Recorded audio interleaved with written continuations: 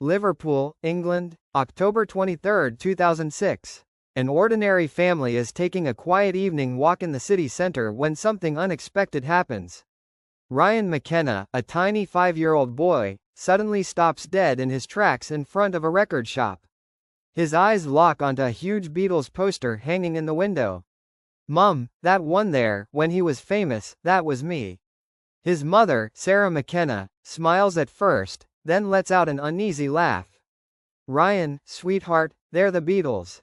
A really old band." But Ryan doesn't budge. He points straight at John Lennon on the poster and repeats with chilling certainty, "No, Mum, that's me. I was famous. I used to sing for loads of people, everyone was screaming so loud." A cold shiver runs down Sarah's spine. How could a 5-year-old even know who the Beatles were? They had never played their music at home. They had never talked about old bands. Just 2 years earlier he had barely started speaking properly. His dad tries to stay calm and steps in. "Ryan, this is the first time in your life you've ever seen this photo." "No, Dad, I have seen it. I was there when this picture was taken. It was really hot that day and Paul was really stressed, I remember." Mom and Dad stare at each other, frozen. "Paul, how did he know the name Paul McCartney?" Ryan continues, dead serious. "I can prove it if you want. That's me. I know things nobody else knows. I even remember the secret places where I hid stuff. I've got songs I never told anyone about." Sarah takes a deep breath and gently takes her son's hand. "Come on, Ryan, let's go home." "Okay, Mum, but one day you'll believe me. I promise." And what you're about to hear is regarded by reincarnation researchers as the strongest and best documented case ever recorded. This story will make you question everything you thought you knew about life, death, and the continuation of the human soul. Because what began as the innocent words of a child would turn into the most shocking investigation of the next 50 years. But what Sarah and Michael McKenna had witnessed was only the beginning. In the weeks that followed, Ryan's behavior began to chill the family to the bone. At home, this 5-year-old boy started humming complex melodies he had never heard before. When Sarah asked, "Where did you learn these songs, sweetheart?" Ryan answered with complete naturalness, "I wrote them, when I was big." The truly hair-raising first incident happened one evening at dinner. While playing with his toys, Ryan suddenly started speaking in flawless English with a perfect 1960s Liverpool accent. His family froze. Ryan didn't even speak English properly yet, he only knew a handful of simple words from nursery school. "I used to live in a big white house with Yoko. She had long black hair, she always wore white." Sarah stood up from the table, her hands trembling. "Ryan, where did you learn those sentences? Who's Yoko?" For a split second, Ryan's eyes darkened as if someone far older was looking out of them. "Mum, she was my wife. I miss her so much." But the truly shattering moment came a week later. His father Michael, desperate to face the truth, decided to play some Beatles songs. The instant "Here Comes the Sun" started playing, Ryan ran to the speaker and screamed, "Turn it off. Please turn it off. George is playing my guitar." The whole family went ice cold. How could a 5-year-old possibly know that George Harrison played guitar on that song? And why was he calling it, "My Guitar"? Ryan burst into sobbing tears, gasping between hiccups. "I wrote that song. I wrote it for Julian. It was for my son." Sarah scooped him into her arms, but he wouldn't calm down. "Mummy, why can't I touch my instruments anymore? Where are my guitars? Where's my white piano?" That night, neither Sarah nor Michael slept a wink. What they were experiencing defied all reason and logic. Their son didn't just know private details about John Lennon that no one could possibly know. He was speaking as though he had actually lived that life. But the truly terrifying part hadn't even started yet. 3 weeks after the music incident, Sarah McKenna made a radical decision. To understand what was really happening to her son, she would take him to the Beatles Museum in Liverpool. Her plan was simple: if Ryan truly believed he was John Lennon, the museum would snap him back to reality. On the morning of the 18th of November 2006, at 10:30 a.m., the McKenna family stepped through the museum doors. Ryan was holding his mother's hand, walking calmly. There was no particular reaction, until they reached the first exhibition room. In that instant, he yanked his hand free and ran straight to a specific display case. His tiny palms slammed against the glass, his eyes filled with tears. This is my guitar," he shouted, pointing at the case. "This is a 12-string Rickenbacker, I bought it in New York in 1964. There's a little scratch right there," Ryan said, pointing exactly where the mark was supposed to be. Years later, experts would confirm that there was indeed a tiny scratch in precisely that spot. Museum attendant Thomas Mitchell approached, stunned. "Son, this guitar belonged to John Lennon. But there's no visible scratch on it." Ryan looked up at him with tear-filled eyes. "There is, just below the second string. I dropped it in Abbey Road Studios while we were recording Norwegian Wood." A chill ran through Thomas. That detail wasn't in any book. It had never appeared in any official biography. Only John Lennon, George Martin, or the sound engineers present that day could possibly have known it. But Ryan didn't stop. As if he had walked through that museum 1,000 times before, he quickly moved on to another section. He stopped in front of a black and white photograph of the Cavern Club. "We played here 292 times," he murmured. "The stage was tiny, it was always boiling hot inside. Paul was always complaining about the smell." Sarah approached him on trembling legs. "Ryan, how do you know all this?" "I was there, Mum," the boy replied calmly. Then he pointed to a specific corner of the photograph. "Look, between songs I always left my harmonica right there. Pete would keep moving it and it really annoyed me." Thomas Mitchell had worked at the Beatles Museum for 15 years. He knew every book, every documentary, every note by heart. Yet there was no record, anywhere, of the harmonica being kept in that exact spot. It was a completely unknown detail. "Kid," Thomas said, his voice shaking, "can you tell me anything else about the Cavern Club?" Ryan looked up with the seriousness of an adult. "The toilet was always broken, and to get outside you had to go down really steep stairs. Brian Epstein discovered us on the 9th of November 1961, but he'd actually seen us before. He just pretended it was the first time." Ryan's family and Thomas stared at one another in silence. The child had just revealed details that even the most obsessive Beatles researchers didn't know with such precision. But the biggest shock of all came 2 days after the museum visit. This one would truly shake the McKenna family to its core. Ryan began waking up every night at exactly 3:17. Just before dawn, every single night at the exact same time. Sarah and Michael would find Ryan sitting upright in bed, humming melodies they had never heard before. These weren't familiar Beatles songs. They were completely new compositions, written from scratch. Yet the style was so recognizably his that it felt as if John Lennon had been born again and was speaking through him. Finally, Sarah decided to record one of these midnight sessions. What ended up on that tape would change everything forever. Ryan was singing a song he called Lou's Dream. The melody was mesmerizing. The lyrics were a wistful fairy tale about a lost girl walking through a crystal garden. His little boy's voice was soft and high, but the rhythm, the phrasing, the way he shaped every word. It was pure young John Lennon. Lucy walks through Crystal Garden, her way back home. Flowers tell a story. Michael listened to the recording over and over again. The chord progression was astonishingly sophisticated, far too complex for any 5-year-old to invent. But what truly sent chills down their spines was something else. The way Ryan pronounced certain words, the slight vibrato, the way he breathed between lines. It was John Lennon's vocal style, identical in every detail. At their wits' end, Michael contacted Dr. James Harrison, a musicologist at the University of Liverpool who specialized in the Beatles.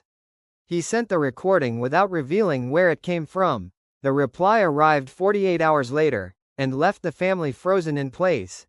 "Dear Mr. McKenna, the composition you sent me is extraordinary. The chord structure and harmonic language match John Lennon's compositional style from the 1962-1963 period exactly. Even more remarkably, I found a trace of this very song in my archives. In Paul McCartney's personal diary entry dated the 23rd of August 1963, he mentions it. He writes, John played me a new one last night, beautiful, strange thing called Lou's Dream. Something about Lucy in a crystal garden. He said he'd never show it to anyone else. Wouldn't even let me write the chords down. Said it was too private. In Paul's diary, John had apparently written a song about Lucy and crystal gardens, but Lennon had shelved it because he found it too personal, and never intended to release it. The parents sat in total silence. Their 5-year-old son had somehow recreated a song that John Lennon had written 43 years earlier and never shared with anyone. But even this was only the beginning. Over the following nights, Ryan sang 4 more brand new songs: Strawberry Mine, Julia's Lullaby, Penny Lane Backwards, Tomorrow's Yesterday. Every one of them had the same astonishing musical sophistication, and every one bore a terrifying resemblance to Lennon's unreleased private work. Dr. Harrison confirmed that for each song he had found scattered references in private letters and the band's personal diaries, documents that had been locked away for decades and accessible to only a handful of scholars. In his final email he wrote, Mr. McKenna, I urgently need to know the source of these recordings. These compositions and notes could rewrite the entire history of Beatles music. That night Sarah held Ryan in her arms, but she could no longer hide the fear inside her. Their son wasn't simply imagining he was John Lennon. Somehow he had access to a dead man's most intimate, most private creations. And the most chilling sentence came when Ryan whispered into his mother's ear, Mom, I remember a lot more songs. But they're really sad ones. They're about how I'm going to die. From that point on, Ryan's behavior took an even darker turn. He became obsessed with a woman he had never seen, Yoko Ono. It all began on the morning of the 2nd of December 2006. Ryan woke up at 5:30 a.m. in floods of tears. Between sobs he kept repeating the same questions over and over. Where's Yoko? Why hasn't she come to get me? She promised we'd always be together. Sarah tried to calm him, but Ryan wouldn't stop. She has long black hair, she always wears white dresses. We live together in a big house with lots of windows. Why isn't she here, Mum? His mother and father exchanged terrified glances. Ryan had never seen so much as a single photograph of Yoko. There wasn't a Beatles album, book, or documentary in the entire house. So how could Ryan describe Yoko so clearly and so accurately? Especially the fact that he could describe John Lennon's widow, Yoko Ono, with such perfect accuracy, had shaken the family to their very core. But the truly chilling moment came that same afternoon. Ryan sat on the floor of his room, pulled out paper and colored pencils, and drew without stopping for almost 45 minutes. What emerged was a drawing of an apartment his parents had never seen, floor-to-ceiling windows stretching across the entire wall. A white grand piano standing right in the center of the room. Hanging plants everywhere, and a round bed covered in pure white sheets. This is the house where I lived with Yoko, Ryan said calmly, pointing to every detail. The piano is here because you can see the park from it. Yoko sits in that chair when I play. And look, right here, the machine we used to record Double Fantasy. Michael took the drawing with trembling hands. A 5-year-old child producing a drawing with such accurate perspective, proportions, and architectural detail was simply unthinkable. That night, after Ryan fell asleep, Michael searched online for photographs of John Lennon and Yoko Ono's apartment in the Dakota Building. What he saw took his breath away. The real apartment photographs were identical to Ryan's drawing. The white piano in exactly the same place. The huge windows overlooking Central Park. The hanging plants. The round bed. Every single detail matched perfectly. But there was something even more disturbing. In one corner of the drawing, Ryan had sketched a small table with what looked like recording equipment on it. Michael dug deeper and discovered, while working on the Double Fantasy album, John and Yoko had indeed set up a small home studio in that exact corner. That information was extremely hard to find, impossible for a child to know. The next day brought an incident that left the whole family trembling. In the dentist's waiting room, there was an old magazine with a tiny photograph of Yoko Ono tucked away in the corner. The moment Ryan spotted it, he lunged for the magazine, clutched it to his chest, and burst into tears. That's her. That's Yoko. Mom, can you call her? Please tell her. Ryan is here. Tell her. John is waiting for her. While the dental receptionist stared in astonishment, Ryan kissed the photograph over and over, whispering, I missed you so much. Why don't you come? You said we'd never be apart. Sarah, in a panic, scooped her son into her arms and hurried outside.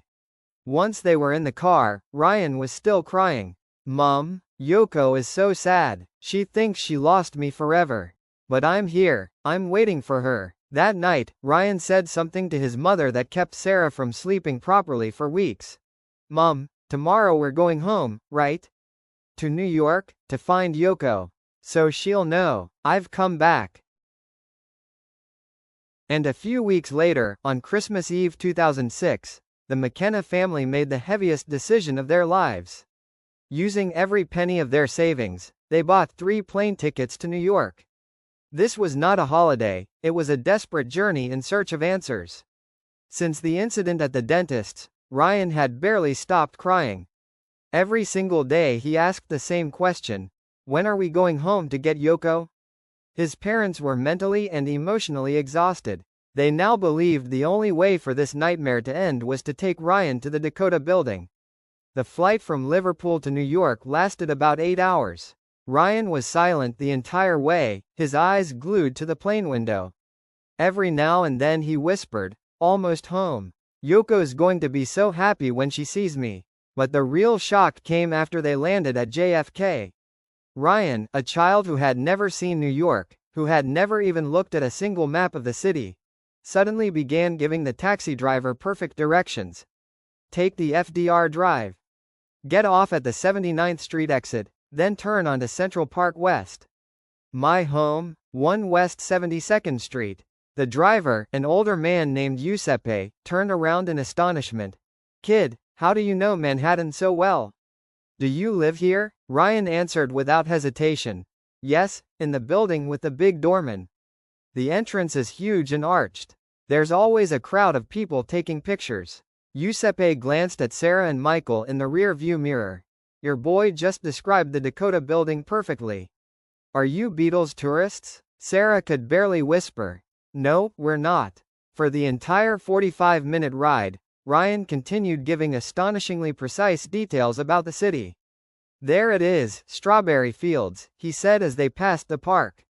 I always used to walk here with Yoko. She loved the mornings, it was quieter then. The moment the taxi stopped in front of the Dakota, Ryan shot out of his seat. He ran to the great arched entrance and pressed his hands against the stone. Home? I'm finally home, he whispered. Michael's hands were shaking as he paid the fare. Giuseppe leaned in and said quietly, Sir, I've been driving a cab in New York for 30 years. I've brought thousands of people to the Dakota. But I have never, ever seen a child, or anyone, react like this. Your son knows this city like he's lived here his whole life. Sarah knelt beside Ryan, who was crying in front of the entrance gate. Tears streamed down his face. Mom, why can't we go inside? This is my home. I live here with Yoko. At that exact moment, an African-American doorman in his 60s approached them. Everything all right here? The little guy looks upset. Ryan looked up, studied the man carefully, and said something no one expected. You're new. I don't know you. Where's Harold? Harold always used to greet me. The doorman's face went completely white. Because Harold had been the doorman at the Dakota Building, in the 1970s. 4 Sannieheisley. Harold had died in 1995. Only the building's oldest residents and a handful of obsessive Lennon fans knew that name. The doorman, still pale, asked, Kid, how do you know Harold? Ryan stared into the distance, his face suddenly far older than 5 years. He always looked out for me. On the nights Yoko and I came home late, he'd keep me safe. He'd give me peppermint candies, ask me about my songs. The doorman couldn't speak. Everything Ryan said about Harold was perfectly, undeniably true. Yet it was impossible for a 5-year-old boy from Liverpool to know any of it. And what Ryan did next froze everyone present. He walked slowly to the entrance of the Dakota Building. He placed his small hand on the memorial plaque beside the door. His lips moved silently, as if in prayer. Then, suddenly, he began to sing in a voice that was not his own. Imagine there's no heaven. It's easy if you try.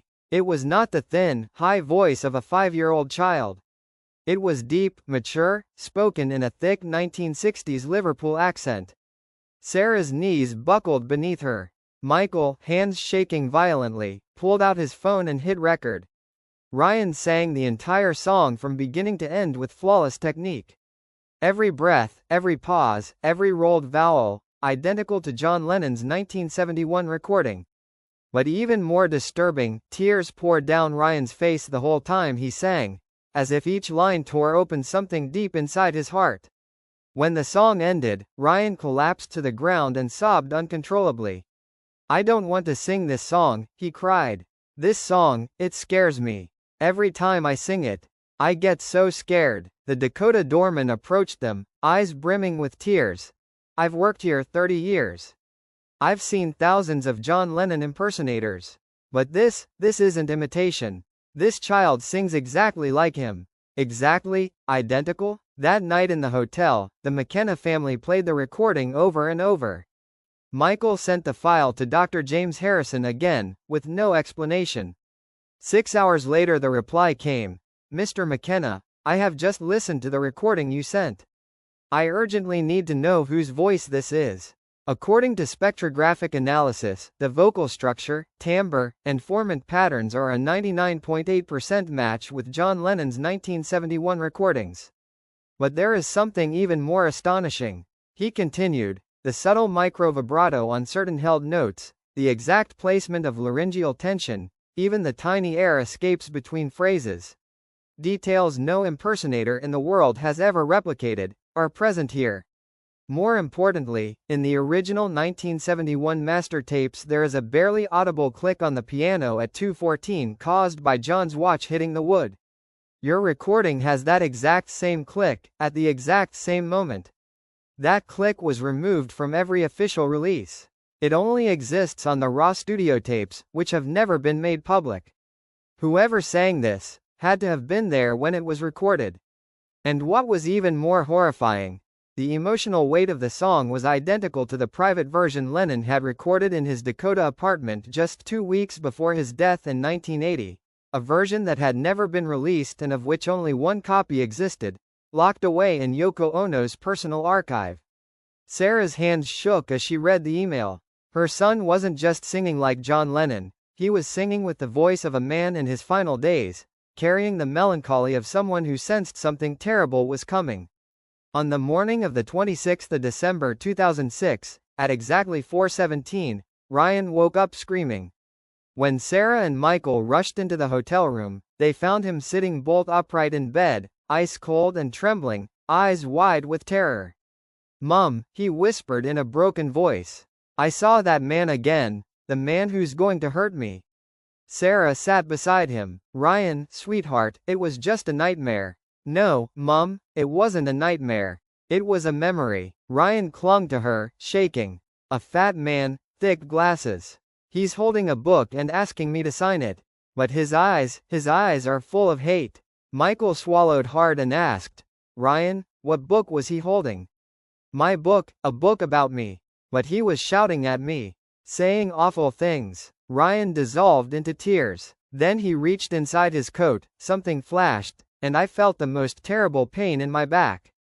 His parents stared at each other in horror. Ryan was describing John Lennon's murder. Despite never having seen a single news report about it, Michael whispered, "Ryan, do you remember what day this happened?" "It was the 8th of December. It was really cold. I was wearing my black overcoat. Yoko and I had been in the studio all afternoon. She was tired and wanted to eat early." Ryan wiped his eyes. "I told her I just had to sign something for the fan waiting at the door first." A freezing shiver ran through Sarah. Every single thing Ryan said matched the official witness statements about Lennon's last day. "Mum, that man is coming again. He'll hurt me again. I just want to be with Yoko, play my songs, that's all I want." Michael looked up the events of the 8th of December 1980 online. Every detail Ryan had given was 100% accurate, the time, the place. Mark David Chapman's appearance, the copy of The Catcher in the Rye, the fact that John and Yoko had spent the afternoon in the studio. Everything. Perfect. Michael, voice trembling, asked, Ryan, do you remember anything else from that day? Ryan's eyes filled with sorrow. Before I went to sign, I kissed Yoko. I told her I loved her. I had this feeling something bad was going to happen, but I thought it was just nerves. He paused, then whispered, I wish I had listened to that voice inside me. And 3 days later, the impossible happened. Thanks to Dr. Harrison's contacts in Liverpool, the McKenna family managed to arrange a private meeting with Yoko Ono in her apartment at the Dakota. Yoko, now 73 years old, had agreed to meet the child only after listening to the recordings of John's lost songs. The 29th of December 2006, 3 p.m. sharp. The McKenna family stepped through the door of the apartment Ryan had drawn months earlier with terrifying accuracy. Ryan walked calmly down the corridors as though he had walked them 1,000 times before, even though he had never set foot in the building. The moment he saw Yoko in the main living room, he froze. His eyes filled with tears, his voice broke, Yoko, my love, I missed you so much. Until that instant Yoko had stood distant and guarded, but her legs gave way beneath her. The look in Ryan's eyes, the tone of his voice, the deep tenderness in his gaze, it was exactly how John had looked at her in the days before he died.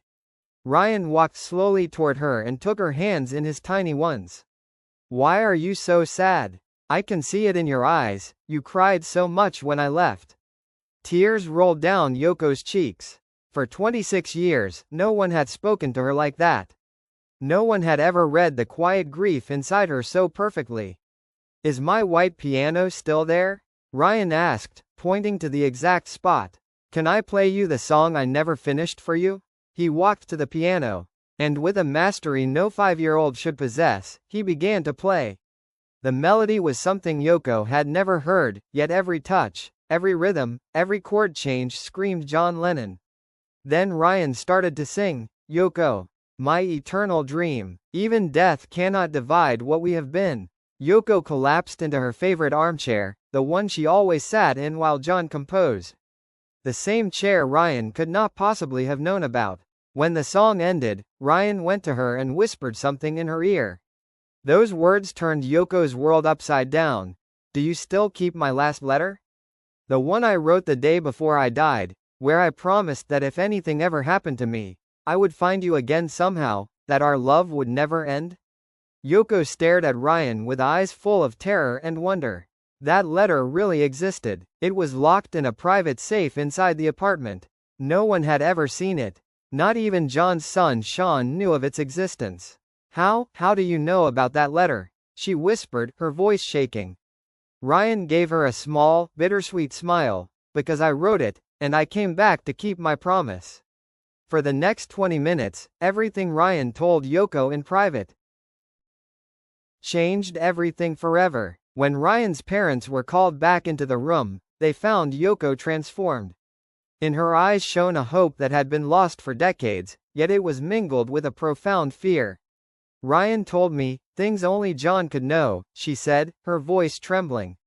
Conversations I've never shared with anyone in 26 years. Our secrets, he knows them all.